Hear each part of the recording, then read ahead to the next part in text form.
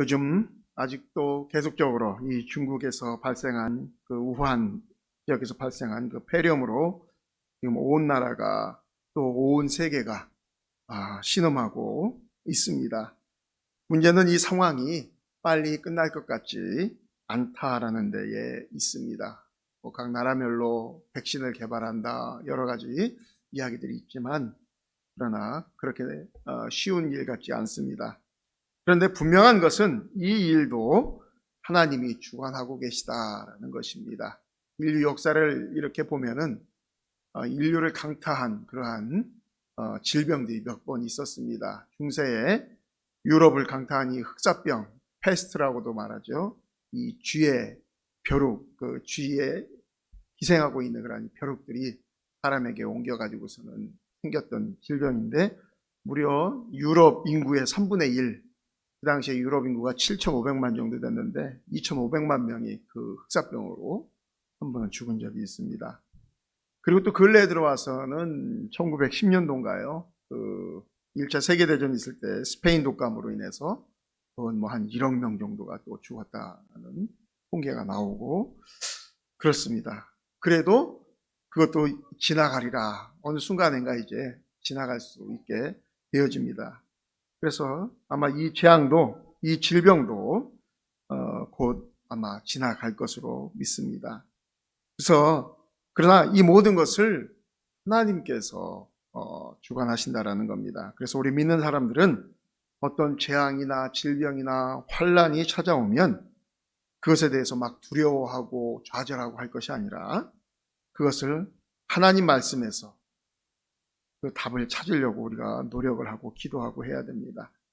믿는 사람들은 세상 사람들처럼 그러한 일 때문에 하늘을 원망하고 불평하고 누구 탓하고 할 필요가 없습니다.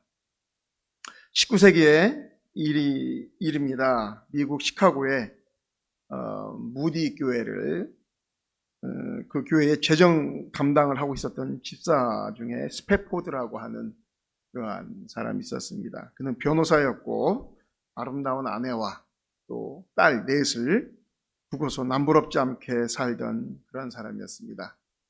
그런데 1873년도인가요?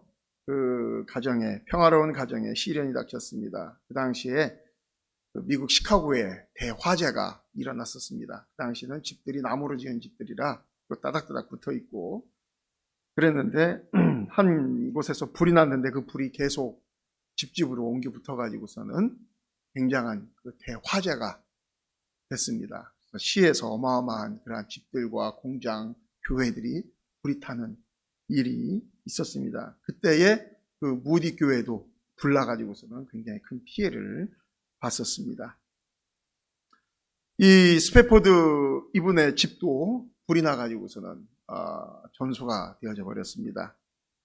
그런데다가 또 이 아내가 굉장히 몸이 약해가지고 그 충격으로 굉장히 많이 힘들어했던 그때라 이 아내와 그 내 딸을 좀 휴양을 보내자, 유럽으로 휴양을 보내자 해서 여객선, 그 당시에는 비행기가 없었으니까요.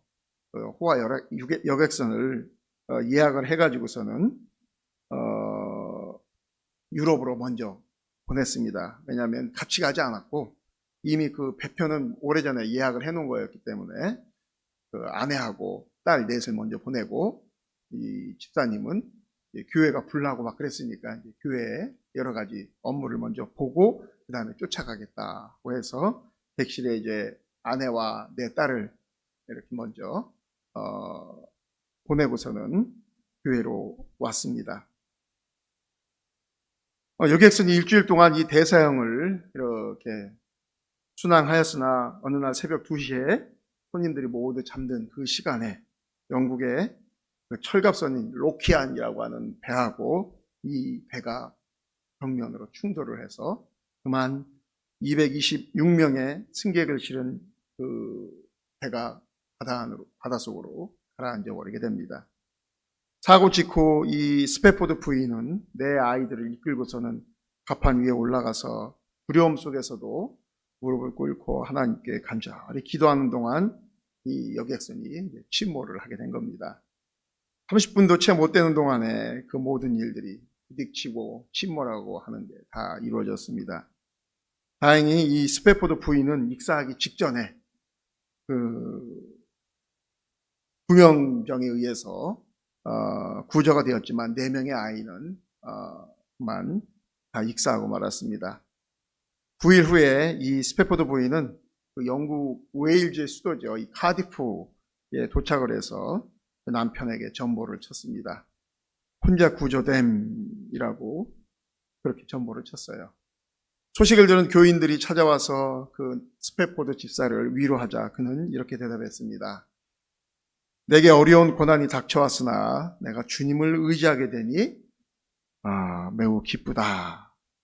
그는 아내를 데리러 서둘러서 영국으로 가는 배를 탔습니다. 그가 탄 배가 배들도 이렇게 항로가 있죠. 비행기도 공중에 마음대로 다니는 것 같지만 그렇지 않습니다. 항로가 있는 것처럼 배들이 다니는 길로 갑니다. 배가 한참 가고 있는데 그 선장이 그 스패포드 그 집사를 부르더랍니다. 어느 날. 그러면서 지금 우리가 가고 있는 바로 여기가 그 배가 침몰한 그 지역입니다. 하면서 그 남편에게 알려준 것입니다. 새벽 3시경에 그는 굉장히 너무너무 힘든 그러한 가운데에서 그곳에 가판에 나가서 하나님께 기도하면서 밤새도록 울부짖으면서 얼마나 참 마음이 아프겠습니까? 그 아이를 넷을 다 한순간에 잃었으니 하나님 앞에 울부짖고 기도하던 중에 새벽 3시경에 그는 일찍이 체험해보지 못한 그의 마음속에 큰 평안을 경험을 하게 됐다고 합니다. 그러면서 그때 오는 그 밀려오는 감정을 종이를 꺼내어 기록을 하기 시작을 했습니다. 내 평생에 가는 길 순탄하여 늘 잔잔한 강 같든지 큰 풍파로 무섭고 어렵든지 나의 영혼은 평안하다. 내 영혼이 평안하다. 내 영혼이 평안하다. 그래서 그렇게 나온 그 찬송가가 413장 찬송가인 것입니다. 이처럼 여러분, 하나님은 우리가 때로는 감당할 수 없는 그러한 엄청난 시련과 슬픔을 당할 때도 우리 하나님께서는 우리에게 찾아와 주셔서 참된 위로자가 되어주시는 분이 바로 우리 하나님이십니다. 그래서 하나님의 말씀에 순종하고 하나님의 법대로 살려는 사람에게는 우리 하나님께서 은혜를 주십니다. 다음 세 가지 정도의 은혜를 주시는데, 첫째는 우리의 영혼이 구원을 받게 하십니다. 우리가 평상시에는 잘 모릅니다. 그런데 어느 때 우리의 영혼이 구원받았다는 것에 큰 감사를 느낍니까? 저는 장례식장에 가면은 참 그거를 느끼더라고요. 딱 한 달 됐습니다. 오늘이 25일이니까 지난 8월 25일에 태풍 바비가 막 몰려올 때였습니다. 24살 난 그 아들을 먼저 천국에 보낸 한 집사님의 그 장례식에 제가 좀 다녀왔습니다. 그 집사님 부부에게 이 아들은 아주 참 어렵게 얻은 그 외아들이었는데, 그 아들이 그 청년이 죽기 한 달 전쯤에 갑자기 그 심장으로 향하는 그 대동맥 그 관이 찢어져 가지고서는 참 어려운 수술을 12시간 동안 다 받았습니다. 수술은 잘 됐는데 불행하게도 폐에 그 염증이 생겨서 그것이 나중에는 폐혈증으로 와서 악화가 돼가지고서는 결국은 일어나질 못했습니다. 그 엄마가 참 신앙이 좋으시고 굉장히 순수한 그런 분이셨습니다. 아들이 중환자실에 있을 때 때마침 또 이 코로나 때문에 이 부모도 면회가 되질 않는 그런 시기였습니다. 가족도 거의 면회가 되질 않는데 가끔 그래도 면회가 짧게 허락되는 그 시간이 되면은 그 짧은 시간 아들을 만나는 그 시간에 가서 아들이 들을지 말을지 모르지만 그 아들을 위해서 기도하면서 네가 하나님을 의지해라. 하나님을 의지해라 라고 갈 때마다 그렇게 당부를 했다고 합니다. 장례를 치르는 동안에 눈물이 참 많은 그 엄마는 이 조문을 오는 사람들만 보면 말없이 그냥 눈물을 계속 흘리고 계셨습니다. 그래서 발인 예배와 사간 예배를 드리고 아들의 시신을 화장을 해서 그 한 줌의 채로 변한 그 유골을 함을 들고 나올 때는 정말 그 아버지의 그 참 그 뜨거운 눈물도 봤습니다. 그러나 그분들은 하나님의 자녀들이었기 때문에 차분히 그 장례를 치렀습니다. 이 땅에서는 더 이상 볼 수 없지만 그 영혼이 하나님 품에서 영원토록 거하며 얼마 안 있으면 천국에서 다시 만날 수 있다는 것이 그분들에게는 큰 위로가 되었습니다. 그런데 바로 그 옆칸 이 화장을 하는 다른 사람들을 보면은 아주 대성통곡을 하며 그 망자의 이름을 부르며 어찌할 바를 모르는 그러한 모습들을 또 보게 되었습니다. 그들에게 있어서는 다시는 만날 수 없다라는 그런 절망과 좌절감이 그들의 큰 슬픔을 더해 주었던 것을 보게 됩니다. 요한복음 5장 24절에 다음과 같이 말씀하고 있습니다. 내가 진실로 진실로 너에게 이르노니 내 말을 듣고 또 나 보내신 이를 믿는 자는 영생을 얻었고 심판에 이르지 아니하나니 사망에서 생명으로 옮겼느니라. 여러분, 이 말씀이 우리 믿는 자들에겐 천국의 그 보증수표와 같은 그런 말씀입니다. 얼마나 우리에게 위로가 되고 힘이 되는지 모릅니다. 구원은 우리의 노력이나 힘으로 되는 것이 아닙니다. 부자건 가난한 노숙자건 많이 배운 사람이건 못 배운 사람이건 모두가 다 믿으면 공평하게 구원을 얻는 것입니다. 아무리 부자라도 믿지 않으면 결코 구원을 얻을 수 없습니다. 그러나 믿는 자에겐 누구를 막론하고 하나님께서는 구원을 허락해 주셨습니다.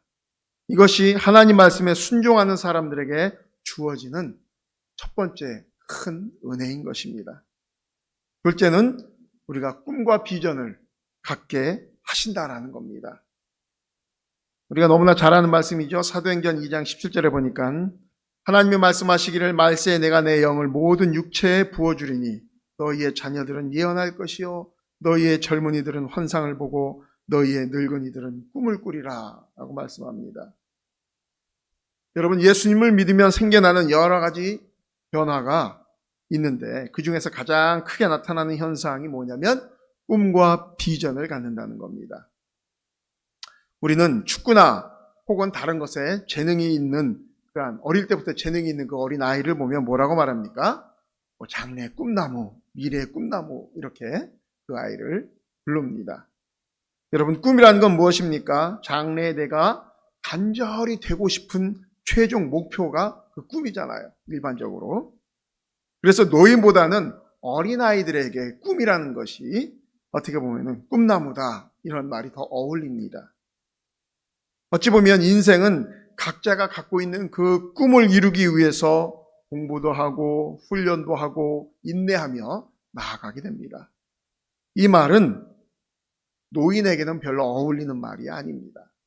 젊은 사람들, 어린아이들에게 어울리는 말이 이 꿈이라는 것이죠. 그런데 오늘 조금 전에 그 사도행전 말씀해 보니까 하나님의 영이 노인에게 임하면 어린아이들이 갖는 꿈을 꾸게 된다는 것입니다. 성경에 보면 모세가 하나님에게 부름받을 때가 80세였습니다. 아브라함은 75세 때 하나님으로부터 부름을 받았습니다. 사사기 14장에 보면 여호수아가 이제 가나안 땅을 막 정복할 때입니다. 아낙 자손이 사는 이 헤브론을 누군가는 정복해야 되는데 아무도 거기를 정복하려고 설득 나서지 않는 겁니다. 왜냐하면 가나안 족속 중에서 가장 키가 크고 힘이 센 거인들이 사는 곳이 그 헤브론, 그 아낙 자손이 사는 곳이었기 때문에 그렇습니다. 그럴 때 누가 선뜻 나섭니까? 85세의 그 할아버지인 갈렙이 자기가 자원하면서 그 땅을 자기에게 달라고 합니다. 그러면서 아주 유명한 말을 하죠. 여호수아 14장 12절입니다. 이 산지를 내게 주소서 당신도 그날에 들으셨거니와 그곳에는 아낙 사람이 있고 그 성읍들은 크고 견고할지라도 여호와께서 나와 함께 하시면 내가 여호와께서 말씀하신 대로 그들을 쫓아내리이다. 우리는 늙더라도 이렇게 멋지게 늙어야 할 것 같습니다. 지하철에서 자리 양보하라고 젊은 사람들하고 싸우는 그러한 꼰대 같은 모습으로 늙으면 안 되고 먼저 모범을 보이는 그러한 모습으로 나아갈 때 굉장히 멋지게 늙는 것입니다. 여러분, 갈렙이 45년 전 그의 나이 40살 때에 여호수아와 함께 가나안 땅을 정탐하는 12명의 정탐꾼 중에 한 명으로 이 갈렙도 같이 가게 됩니다. 여러분, 그때 갈렙이 정탐하면서 그 아낙 자손이 살고 있었던 이 헤브론 땅을 보고 어떤 마음이 들었을까요? 굉장히 흠모하는 마음이 있었을 것입니다. 여러분 생각해 보십시오. 이 아낙 자손은 가나안 족속 중에서 가장 힘이 센 거인들이 사는 곳입니다.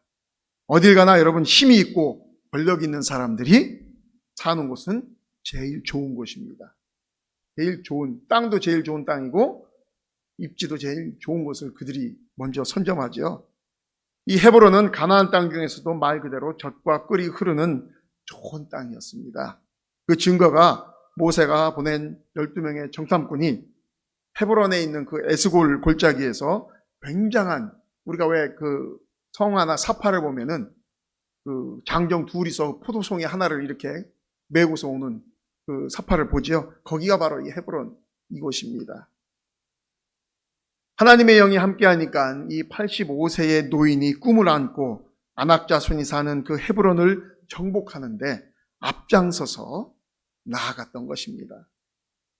사람은 마음속에 하나님의 약속의 말씀을 품고 하나님의 영광스러운 일에 그의 인생을 마칠 때에 거기서 진정한 보람을 느끼게 되는 것입니다. 셋째로는 하나님의 말씀에 순종하게 되면 마귀를 이기는 능력이 생기게 됩니다. 저희 장인 어른이 올해로 86이십니다. 순복음교회에서 목회하시다가 은퇴를 하셨는데 한참 목회를 왕성하게 하실 때는 하나님께서 이 은사를 굉장히 많이 주셔서 귀신을 내어 쫓는 그런 사역을 참 많이 하셨습니다. 그런데 그 손아래 매제분이 계셨는데 이분이 서울 남대문 시장 지하상가에서 이 수입상가를 하셨습니다. 그래서 굉장히 돈을 많이 버셨던 분이에요. 그런데 그분은 철저한 우상숭배자였습니다. 집안이 온통 부적이 붙어 있고 불상도 집에 있고 베갯소, 지갑, 양복, 안주머니 온통 그 값비싼 부적을 써서 다 집어넣고 베고 자고 그럴 정도였습니다. 그러던 중 하루는 저희 장인어른이 날 잡아가지고 당신네 교회 성도들을 데리고서는 그 매제네 집이 청량리에 있었는데 거기에 신방을 가셨어요. 매제는 싫었지만 그래도 손이 처남이니까 어쩔 수 없이 집에 불려와가지고서는 그 집에서 이제 신방 왔으니까 예배 드리자고 억지로 이제 앉혀놓고서는 이제 예배를 드리고 이제 통성 기도를 하기 시작을 했던 겁니다. 이제 마귀를 쫓아내자, 사단을 쫓아내자 하면서 성도들하고 한동안 이렇게 열심히 예배드리고 기도를 하고 있는데 갑자기 안방에서부터 막 그 수많은 개구리 떼들이 막 우는 그 와구와구와구 하는 소리가 안방에서 이렇게 거실에서 이렇게 밖으로 나가는 그런 소리가 그 안에서 기도하던 사람이 다 들은 거예요, 성도들이. 그래서 기도하다 막 이게 뭔 소리냐고 하니까 귀신이 나가는 소리니까 더 열심히 기도하자고. 그래서 막 기도를 했습니다. 그런데 그 순간에 그 기도받던 그 우상숭배자였던 그 매제가 거실 바닥을 막 뒹굴면서 아 뜨거 하면서 막 이 온몸이 이 불에 타는 것 같다고 하면서 어찌할 바를 모르면서 그냥 떼굴떼굴 굴러가지고서는 거실에서 그 밖에 마당까지 굴러서 그냥 나가버렸다고 하십니다. 성령이 임한 것이죠. 그때 그분의 그 고질병이 심장병이 있어가지고 지금도 보니까 그 보령제약에서 나오더라고요. 그 약이 구심이라는 심장약이 있습니다. 그걸 늘 집에다가 그냥 쌓아놓고 늘 개겨놓고 드시던 양반인데 그 순간에 그 심장 그 병이 나아버린 거예요. 그래서 그 양반이 그 성령 체험을 하고는 자기 집에 있던 그 불상이고 부적이고 싹 다 걷어다가 마당에다가 쌓아놓고 다 불질러 버리고 그날부로 수요 예배, 금요 철야, 주일 예배를 청량리에서 여기 화서동까지 그냥 일주일에 3번씩 계속 가족이 다 와서 예배드리고 또 헌금도 많이 하고 그러다가 결국은 그 매제분도 신학교 가서 목사님이 되셔서 2년 전인가 이제 먼저 하나님 나라 가신 걸 봤습니다. 내가 너희에게 뱀과 전갈을 밟으며 원수의 모든 능력을 제어할 권능을 주었으니 너희를 해할 자가 결코 없으리라. 여러분, 예수를 믿으면 이처럼 우리 안에 하나님께서 능력을 주십니다. 우리는 모두 귀신을 제어할 능력을 예수님의 이름으로 이미 우리는 다 갖고 있습니다. 그것을 꺼내서 우리가 사용을 하면 됩니다. 그런데 우린 내가 그런 능력을 갖고 있다는 것 자체를 모르고 살 때가 참 많습니다. 이 시간 이후로는 우리는 주님이 주신 그 능력을 복음을 전하면서 담대히 사용을 해야 합니다. 아픈 사람이 있으면 찾아가서 그분들을 위해서 담대히 기도해 주시기 바랍니다. 낫고 안 낫고는 내 문제가 아니에요. 그 사람 믿음 문제지. 말씀을 정리합니다. 오늘 2절 말씀해 보니까 여호와는 나의 반석이시요 나의 요새시요 나를 건지시는 이시요 나의 하나님이시요 내가 그 안에 피할 나의 바위시요 나의 방패시요 나의 구원의 뿌리시요 나의 산성이시로다 라고 말씀하고 있습니다. 여호와가 누구라고 말씀하신다고요? 나의 반석, 요새, 건지시는 이, 나의 하나님, 나의 피할 바위, 방패, 구원의 뿔, 산성, 무려 8가지 나의 보호자로 하나님을 묘사하고 있습니다. 나는 아무런 힘이 없지만 여호와 하나님이 나와 함께 하시면 나는 놀라운 능력자가 된다라고 성경은 말씀하고 있는 겁니다. 주님과 함께하는 능력 있는 삶을 우리가 살아야 됩니다. 그럴 때에 우리 그리스도인들의 그 참된 믿음의 가치가 드러나는 것입니다. 세상 사람들이 힘들다고 나도 같이 거기에 힘들다고 같이 쓸려다니면 안 되는 것입니다. 왜요? 이 세상보다 더 크신 하나님께서 지금 이 세상을 운행하고 계시는 거거든요.